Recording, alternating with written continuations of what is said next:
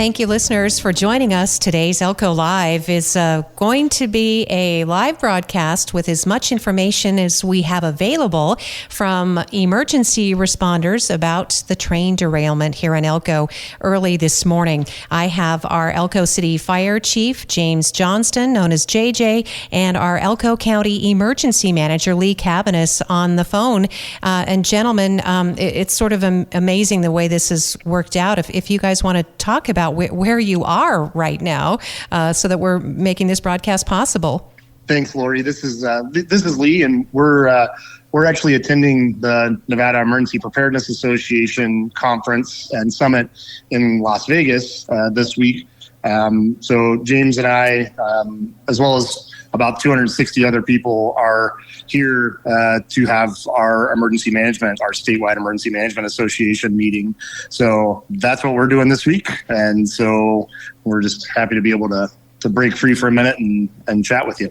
Well, thank you so much. Again, breaking free. And then this is not a drill, as they say. And we're fortunate, both JJ and Lee, that you professionals have left great people in your places here in Elko. And I understand things are following along at a pretty good clip. I just wanted to start the program off by saying that, by all accounts, everybody is doing everything according to plan. Is that a fair assessment, gentlemen?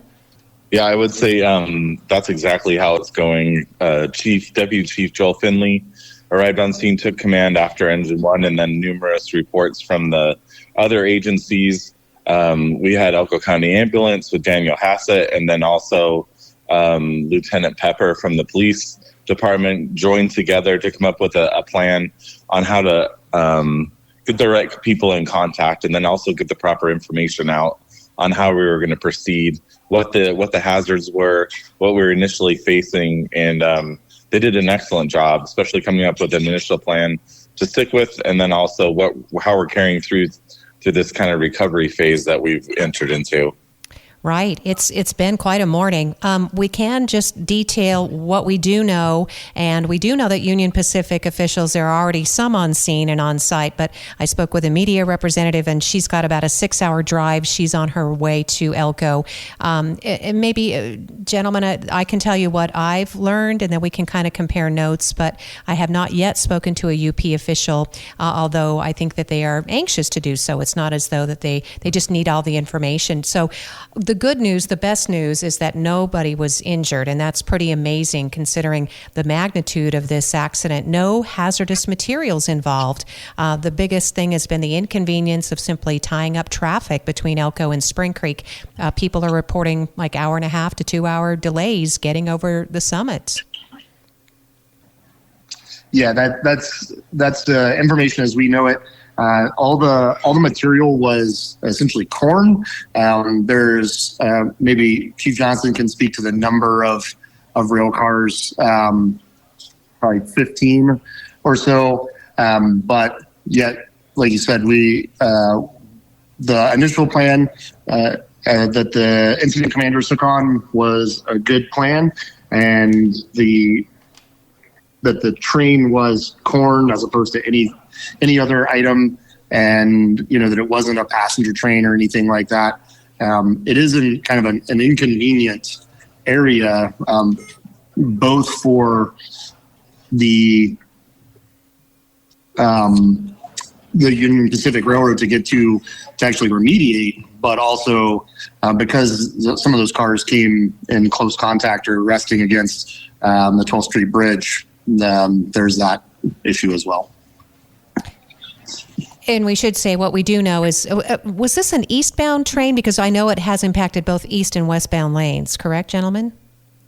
Yeah, and they're shut down right now. I believe it was an eastbound train, but I do not have that confirmation. Right. And I'm just looking at photos. We've had some amazing photos posted by community members. I don't know if you got to see the drone footage that was posted by a gentleman that is amazing, that showed this traffic backed up all over the Elko Summit. That was great, very helpful, I think, to responders and just to the reality of the situation. And then citizens have taken photos of the rail cars and the spilled grain, and just to see the the arrangement of how those cars really toppled over in this sort of accordion fashion, it's pretty indicative.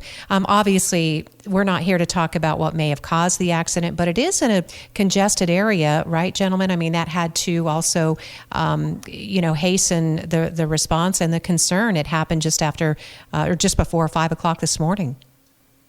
Yeah, and just like Lee said before, the area that it's in is complicated to get to. It's not easily accessible, and we wanted to make sure that the structure of the bridge and the roadway was completely safe before we opened it up. It's not due to what we think or couldn't do. It's what we want to know, and that's why it's shut down. And I know it's an inconvenience, and it really sucks when you're in traffic for that long, especially in Elko, because we don't usually have those long wait times. But it's for a reason, and it's for a reason to get people from point A to point B as safe as possible. And we want to make sure that we have a structural engineer from NDOT, from UP, all conferring, and we understand the risks and hazards involved and evaluate them appropriately before we make a decision to open up the roadway. And I think people can understand that. Obviously, as you said, safety is paramount right now. And so we really don't have a time frame as to when the roadway will be reopened. Would you describe right now what's happening is both cleanup and investigation as well as that inspection? Yeah, UP is definitely driving they have a whole team dedicated to getting the tracks cleared and a derailment back so they can open, because time is money for them as well. And so they'll do everything they can to possibly get the appropriate amount of people and resources there to take care of it. They're en route right now. They already have a few site plan people on trying to come up with a process to get it back open. But I can guarantee you it'll be as fast as possible for them.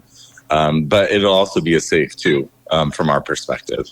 Right. As you mentioned, NDOT, that's Nevada Department of Transportation, they're really in charge. They're the regulatory agency for all the highway, roadway infrastructure throughout the state. Is that a fair assessment? That's a fair assessment. However, the 12th Street Bridge is in the city, and it's the city responsibility. Interesting. That's our resource. We have to be able to maintain it and make sure that it's safe to open. Without a city engineer right now, we've had to reach out with a couple of different agencies, and they've been more than happy to help. But we have to come up with a plan to make sure it's safe and ready to use.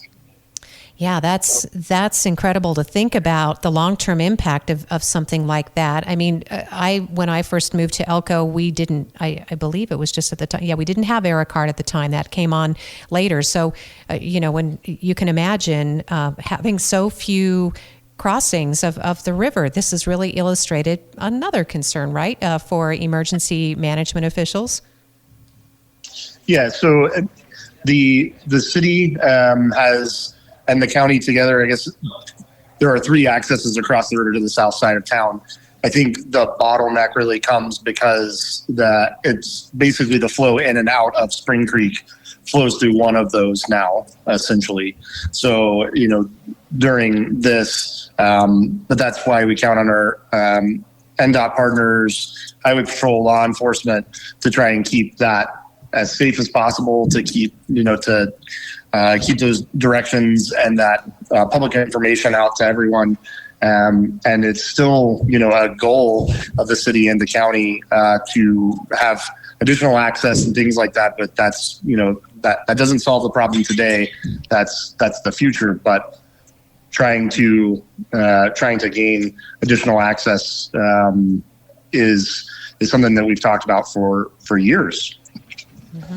Lee Cabanis is our Elko County Emergency Manager. Lee, and I'm glad that you mentioned that, because today's incident does underscore the seriousness and the problems that we have.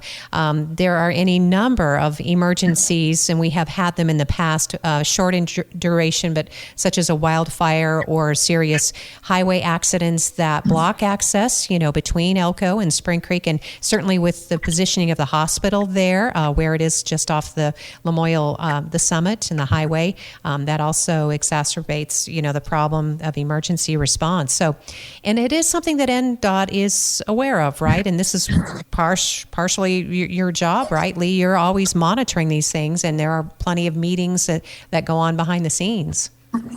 Yeah, absolutely. Like I said, we've been discussing this for the entire time that I've been in Elko.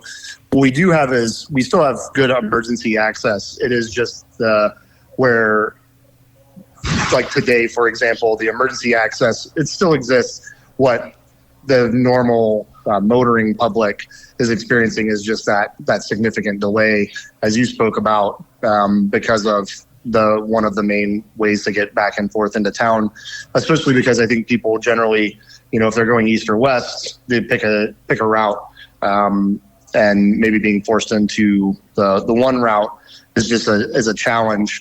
But emergency access still exists, to get in and out of Spring Creek, that kind of thing if we needed to, and hopefully with Union Pacific coming on scene to remediate this issue, hopefully it should be taken care of soon, and we can get back to the normal discussions about what does the future look like of access to the south side of town, Spring Creek and beyond. We are talking with our local emergency responders, Lee Cabanis, who's our Elko County Emergency Manager, and our City Fire Chief, James Johnston. Both are attending an emergency management conference in Las Vegas. It happened to be the timing of that situation with this train derailment just before 5 o'clock this morning. But again, many professionals on hand here in Elko, and they are handling the scene containing, obviously, the emergency, which I guess, is it fair to continue to call it an emergency, since we don't have injuries, we don't have any hazardous materials that have breached. I don't understand that we had any kind of evacuation, Chief or Lee.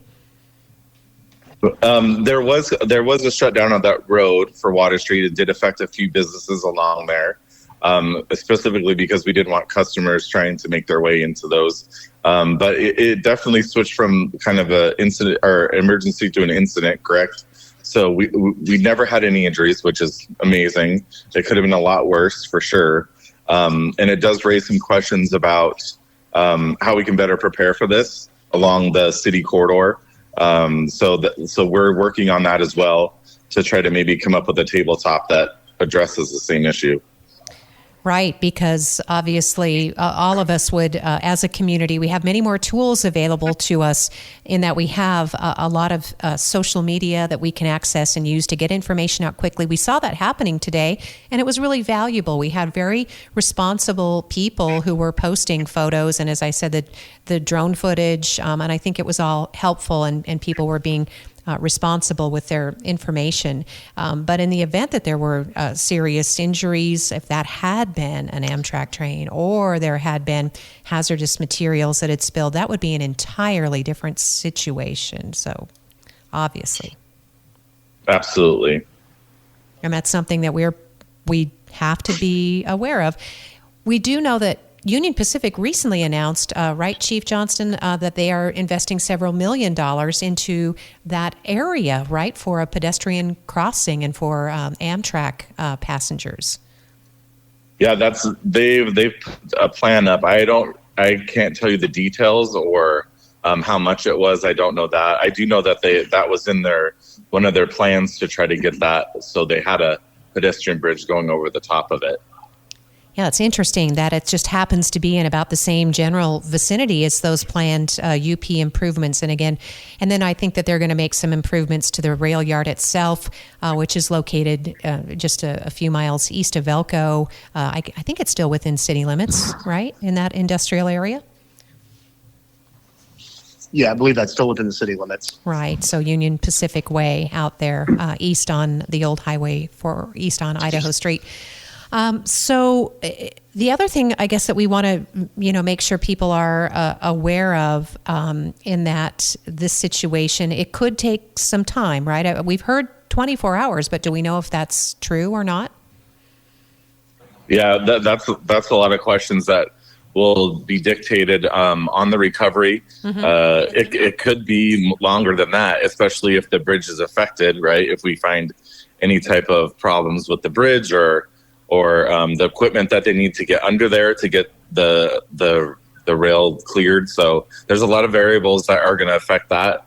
Hopefully we're hoping that it's on the lower end of that, and 24 hours pretty conservative. So that's a good number to start with, but there's a lot of factors that could change that, and we'll keep everybody up to date. The Elko Police Department's excellent at sharing off of their page, and then also the fire department as well as the county. So we'll keep the information flowing and making sure that everybody's aware if it's going to be open, if it's going to stay closed throughout the day. And that's a good point, too. As far as accessing information, people have been responsible, as I said, with their social media pages. Elko City Fire Department, Elko County Fire Protection District, I believe there's a Firefighters Association page, Elko Police Department, the Elko County Sheriff's Office. All of these official entities have been sharing information, which can then be reshared on social media pages. Would you say that those are all really good, reliable sources, Chief and Lee, and or would you have any other additions to that list? Absolutely. So generally, all of those are reliable, as well as the official city and county pages.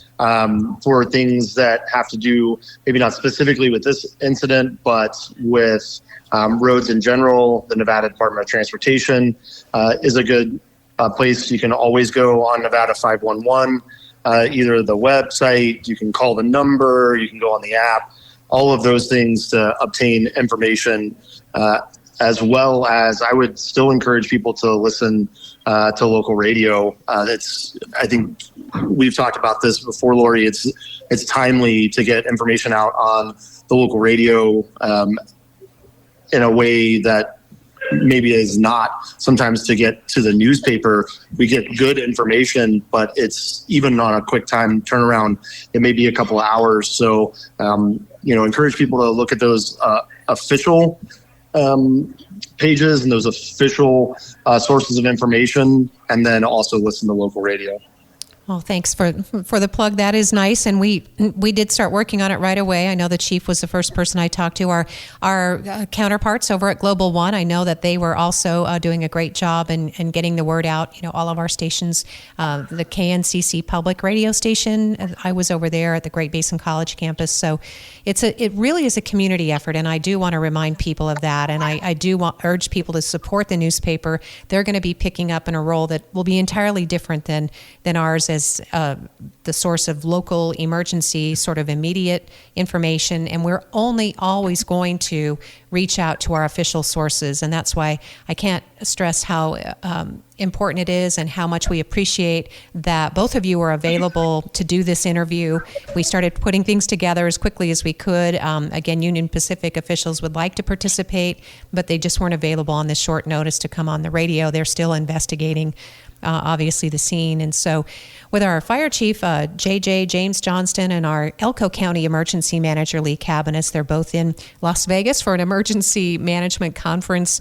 And I guess at this point now where we are, just midday, it's just within hours of this happening, do you think that we've hit all the high points, or are there other things that we should really emphasize now at this stage that we are in this derailment? No, I think, the information is out there. There's a non-hazardous wreck.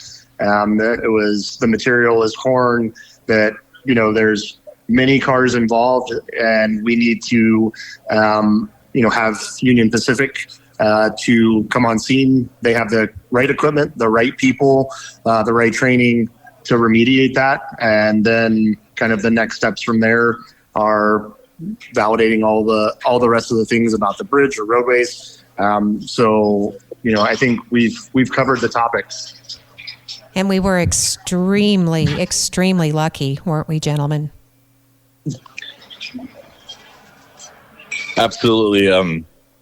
As the information came in this morning and we got initial calls, we were just contemplating what could have happened and the impact it would have to residential, if there was a hazardous material, the environmental with the closeness to the river, and then also the life impact of people's safety that could occur with the passengers. So there are a lot of factors that we avoided. It did show some vulnerabilities that we can better plan for, that's for sure, and we'll be following up.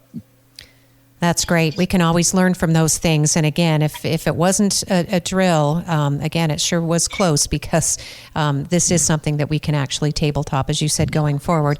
Well, I guess I only have you for a few more minutes. I just wanted to let you check in and see how the conference is going. Are there any particular topics that are compelling to you, either of you, that you're looking forward to bringing back to the community? Well, it's kind of a wide-ranging conference. I'll tell you, Lori, it's for everything that you could discuss, whether that's recovery or mitigation or planning, large events. We've talked about social emotional intelligence, kind of best practices. It's been 2.5 already, kind of jam-packed days of that information. And thankfully, Chief Johnston and I, as well as Chief Matt Peterson from County Fire District, all got the opportunity to present at this conference as well.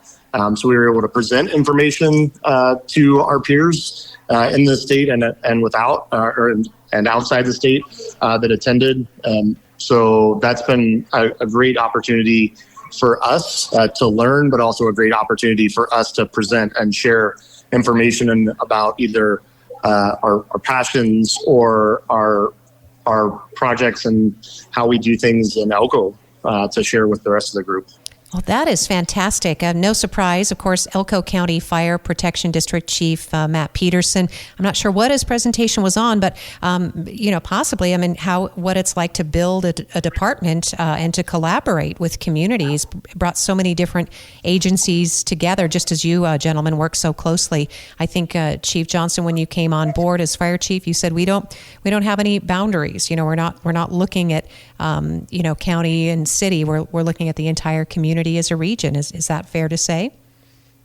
Absolutely. And I think one of the thing about most of the things we're doing is coordination, right? Like the event today, what we have in the future, it's great to collaborate, but it's better to coordinate and make sure that we're all on the same page when it comes to planning and exercising, and then also response. So each one of these will make us a little bit better, and we can have a better outcome in the end. It seems as though, especially with today's event and incident now, as we're able to describe it, it will really underscore our strengths. We don't have to focus so much on the weaknesses. Obviously, we'll look at areas where and contemplate what could have happened, but isn't this also an opportunity to point out what went well? Absolutely. I think, the law enforcement response, the fire response, the EMS response, not all of that. Not everyone was required to do, that exact thing, but the collaboration, the coordination between those groups, as well as what everyone brings to the table as far as who they can reach out to, where we reach out, law enforcement can reach out to Nevada State Police or, to the Department of Transportation. Through our dispatch center, we can reach out to Union Pacific, all of those kind of things. It's just good that the group is in place that can do that and demonstrates that on incidents like this. And if we were to make a comparison, do you think it's fair to sort of remind people that when we had the flooding on the city's south side, that was terrible. The response was good. As far as the community came out and rescue groups and emergency responders were there. But as far as the orchestration and coordination, is there any comparison between those two incidents? I think the magnitude definitely separates the two, right? The impact to the infrastructure that we have in the area. This highlights a little bit of just pure coordination, but the flood had a lot of different variables that made it a lot more complicated. And I always say, preparing for those incidents, you can't do it in your response time, right? You have to be able to be miles ahead of it, and we weren't in 17. So we're getting there. I always say it's like preparing for the Super Bowl during the playoffs. It doesn't work. You can't expect to win if you haven't put in the legwork and the plans and the mitigation projects and the things that are down and dirty preventable that we can do, right? Those are the things that matter when the call goes out, right? Like what you've done ahead of time. Well, it certainly seems to show, again, not only in today's response, Chief, but I think taxpayers can feel confident in knowing, where the investments are being made in equipment that we have and in training, certainly in recruiting, top professionals to these positions, because for the most part, we don't know about all these things until the chips are down, correct? Correct. So I guess the last topic, and then it sounds like we need to let you get back to your conference. You must be getting close to the end of this break. But just that we also want you to know that we care for our responders, for the caregivers and the emergency responders and the crews. I'm sure that there's some segment of your emergency management sessions that also deal with supporting people in these roles, as there are so many more social pressures in addition to the actual physical hazards of responding. Mental wellness is an important part of what you're doing for us, correct? Absolutely. There's been actually the immediately preceding a presentation that we went to discuss a lot of those things with generational differences and how we support people, how people care, how our actual public safety infrastructure works, and how everyone contributes to that. And part of that is absolutely just, we know that we in Elko have a great support from the public. So that is one fantastic thing that we do have going for all of public safety, as well as that we do have a focus on provider safety, employee safety, as well as the public safety. One thing too I'd like to add is the multifacets that includes, right, from dispatch to our streets, our public works department in both the city and the county. Our city and county managers, right, they were all involved in this early on and knew, and the mayor and the commissioners, right, and our assistant city manager, Scott Wilkinson, who's there with and talking about the traffic control plan. So it reaches so many different departments and so many different people that we have to be able to coordinate and make sure that everybody's on the same page. And it definitely takes a whole community to make this stuff work. Well, thank you so much, gentlemen, for bringing that home for us and reminding us of that true collaboration and true community response and all the various entities and individuals, the agencies, and then there'll be time for other folks to come in. And I guess in closing, we want to leave the best recommendation. What would you like, or what would you hope or expect from the public right now, as there are still people on scene trying to deal with this serious incident? There are still things that could go wrong, frankly. Well, I think, like I said before, the Union Pacific Railroad has the right people with the right equipment, with the right training, coming to remediate this. So that's important to know, that it may take time to get them here and to do the work. And then there's some work for the city to look at that engineering piece of it. But if the citizens and visitors of Elko County would just heed the warnings, of traffic is redirected to a different place, put some extra time into your transit between point A and point B, make it as safe as possible, knowing that everybody is in the same boat right now. That's great advice. Lee Cabanis, our Elko County Manager, our City Fire Chief, James Johnston. Any closing remarks, gentlemen, before I would get you back to your emergency management conference? No, thank you very much, Lori. And we're going to have to go because trying to get into this room. So thank you so much for having us on, and we'll get you again another day. Yes, thank you so much again for your availability. The community appreciates it. Thank you, gentlemen. Take care. Thanks, Lori. Thank Bye-bye. you. Bye now. Thank you to, of course, our guest today via telephone from their conference in emergency management. Just amazing coincidence that those two professionals were there, but because of the training and the protocols that they have in place and the true professionalism of our departments, they were able to observe this emergency from afar, literally, with confidence, knowing that the people that are in place, that are boots on the ground here in Elko, are handling, again, a train derailment this morning, Union Pacific train that derailed in city limits, no injuries, no hazardous materials, as many as 16 cars from what we understood, and they were carrying corn, as our emergency manager Lee Cabanis described. Traffic is a big concern right now, so getting people safely to and from, especially Spring Creek, as they were saying, it sounds like a minimum 24 hours, so we're going to be into this same game plan tomorrow, and people are just going to either need to make alternate plans. If you can work from home, if you can avoid traveling, possibly, that might be an alternative. Right now, 12th Street from Clarkson to River Street is closed. All northbound traffic should continue along Lamoille Highway to 5th Street. Southbound traffic is routing along Silver Street to 5th.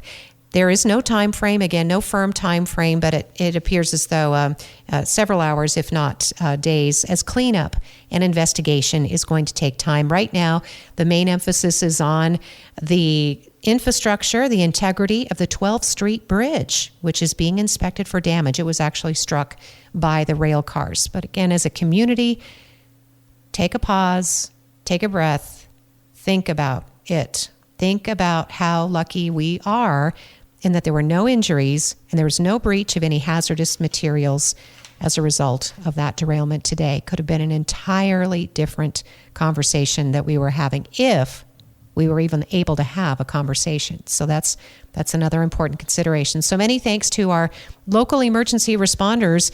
Tomorrow, we do have our city police chief and our county sheriff scheduled for their regular Elko Live time. So I'm sure we'll use this time tomorrow to get an update on the latest from their perspective as well. Important in responding to this, what was an emergency just before 5 o'clock this morning, quickly turned into an incident, which is being managed. And again, thanks to Union Pacific for their response as well. Thank you, listeners, for joining us for Elko Live today. I'm your host, Lori Gilbert for KELK.